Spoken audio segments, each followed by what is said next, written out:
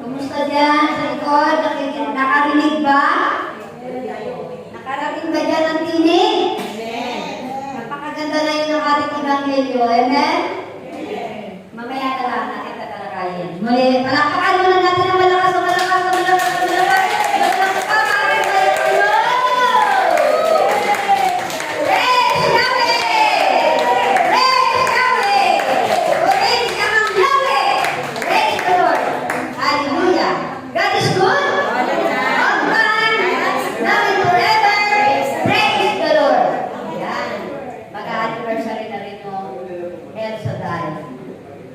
Wednesday.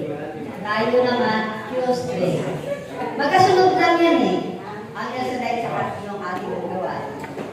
Na maraming salamat kay Ama at tayo ay nakarating na sa anniversary natin na year ano na tayo, 33 years na. 33 years na ba tayo?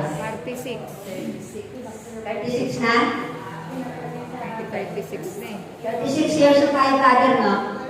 Sa ating anniversary. Yung Al-Saday, nakalagay doon, 33. Nakalagay doon. 33 lang. Nauna sila sa atin, di ba? Hindi, baka yung chapter nila yun. Baka chapter na yun. Baka chapter dito. Kasi mas ahit naman tayo sa chapter dito eh. Ang set na spirit. Combine na sa kanila noon. Pero tayo set na spirit na. Okay? Muli po, palakpakan natin ang malakas na malakas sa ating buhay na Panginoon. Maraming salamat! Alam mo, kung si tayo sa mga palakpak na yan, kung si tayo na nagtawa, ang kagalan, ang langit na kaya, kaya napasalan natin ang palakpak ay Amang Yahweh. Muli po, palakpakan natin si Amang Yahweh. Praise Yahweh! Praise Yahweh! Tunay nga po, sabi na natin sa pamagitan ng mga palakpak na yan talagang kahit na tayo mga tao natutuwa pag pinapalakpakan tayo, no? Si Amang Yahweh pa kaya. Kaya nga, kung sabay-sabay natin palakpakan ang ating buhay na Panginoon, talagang nayayanig pati ang kalangitan. Amen? At gusto mo natin na mayayanig ang mga kabundukan? No!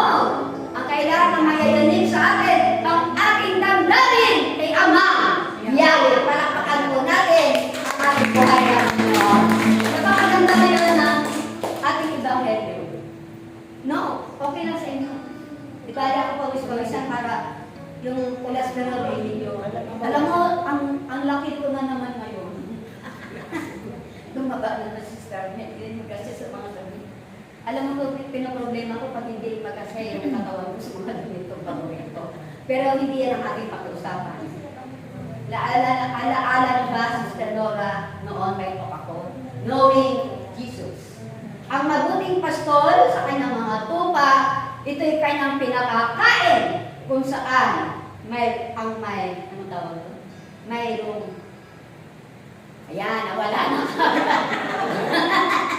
Sana makakalaala sa Skandora o Koto. Ang mabuting pastol sa kanyang mga tupa ay kanyang pinakakain kung ito'y nakikita niya na lumutong. Kaagad-agad yan dinadala ito doon sa pastulan kung saan may masariwang damo. At kung makikita niya itong nauuhaw, dinadala niya ito sa batisas at kanyang pinaiinuman. At kung makita niya itong sugatan, may sakit, kaagad-agad niyang ginagawa. Ganyan ang mabuting pastol sa kanyang mga tupa. Kanyang niyayakap, minamahal tayo ang itinituring na tupa ng ating Panginoon. Amen. Narinig niyo ba ang hinig ni Jesus? Amen. Narinig niyo ba ang kanyang hinig? Amen. Kaya nga kapag sinasabihan na tayo ng ating punong lingkod, mag-moderator ka. Pwede ba? Mag-moderator ka na. Huwag ka na magpatumpik-tumpik. Diba? Kaya nga, alam mo, tuwa-tuwa ako dito sa isa. Hindi sa pagbubuhat ng bangko. Lahat ay kanyang pinapasok kung saan sa pwede na pumasok. Lahat ay kanyang ginagawa. Bakit? Napapansin yun ng ating Panginoon. Kaya nga tayo magpapansin na tayo. Na dati hindi tayo pinapansin, kailangan magpapansin ka. Gawin mo ang lahat para kay Kristo. Jack yun, may pagpapala ba? Pagkakalain na tayo lahat? Kung tayo lahat ay nagpapapansin na, narinig mo na, huwag mo sabihin, hindi mo narinig. Amen.